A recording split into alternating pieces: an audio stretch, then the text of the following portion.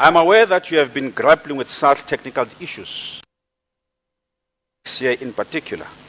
We are truly apologetic for these glitches, the inconvenience caused and impact on your work that this has made it impossible for us to interact with you. However, I believe that we have resolved a number of them, and we continue to improve on our systems to make the tax administration process easier and more convenient for the taxpayer and the tax professionals like yourselves.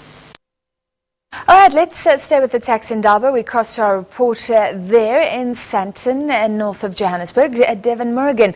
Devan, good afternoon to you. So we've heard from the Finance Minister and the SARS Commissioner. Give us an overview of what's happening today. All right, thanks very much indeed, Francis. Good afternoon. Well, I think what's important is to just create or paint a backdrop into the tax environment at the moment. And there are two components here that are significant. The one is you get good tax payments when you have good economic growth. And, you know, we've been in a recession in the first part of the year. We've come out of that in the second quarter at 2.5%. It followed, of course, 2 quarters of contraction. And when you have poor economic growth, you just do not have sufficient tax revenue collected. Now, there's an ambitious target by the SARS Commissioner, 1.265 trillion for the 2017-2018 year.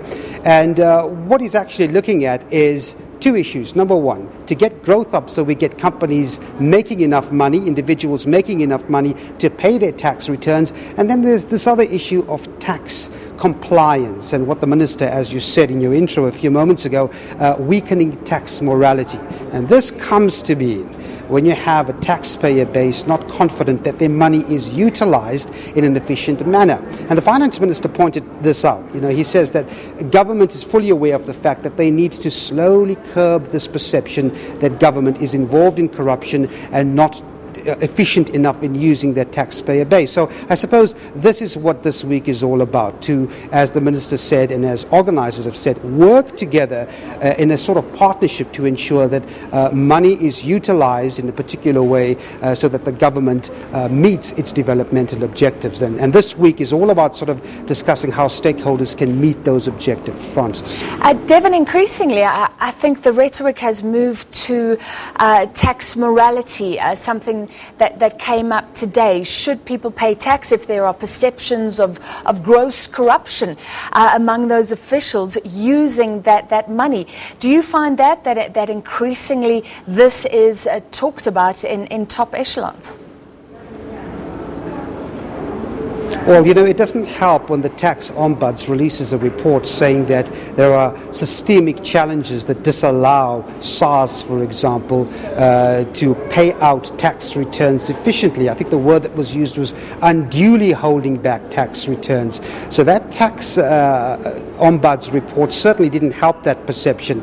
We had Tom Moyane, the SARS Commissioner, as you played in that clip a little earlier ago, apologizing for what he called glitches in the system, saying that most of those glitches are now sorted out and he believes that efficiency can get back on track. But as you correctly allude to the fact that when you have a taxpayer base that reads the newspapers day in, day out with suggestions that tax money is being used counterproductively or not as efficient enough, it certainly does weak sentiment. And I suppose this is what this week is about, convincing. We've had a number of tax practitioners here, hundreds of delegates here, business people, trying to get a sense of exactly what government, in part represented by Malusi Gigaba, the Finance Minister and Commissioner, hopes to do in terms of making this as efficient as possible. And I suppose, again, that's what you'll hear this week.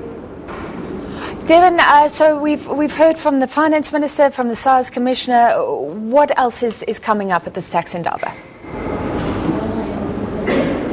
I think one of the big things, certainly when this Tax Indaba kicked off this morning, was the issue of growth. I mean, I mentioned earlier that we've seen 2.5% rebound in growth after that recession.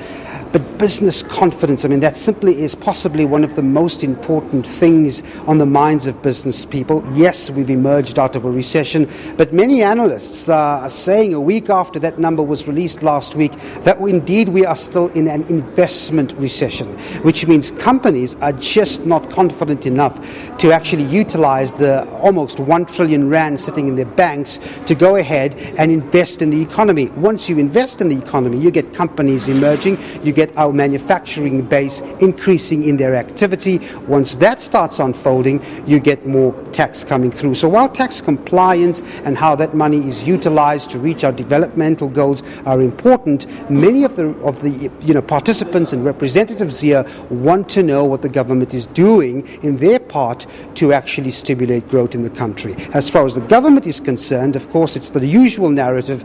They want business to be a bit more committed to investing and building the economy from their part. All right, such an important issue, tax affecting anybody earning over a certain amount in this country. Thank you, Devan Murugan, and he'll continue to follow proceedings there in Sandton at the Tax Indaba.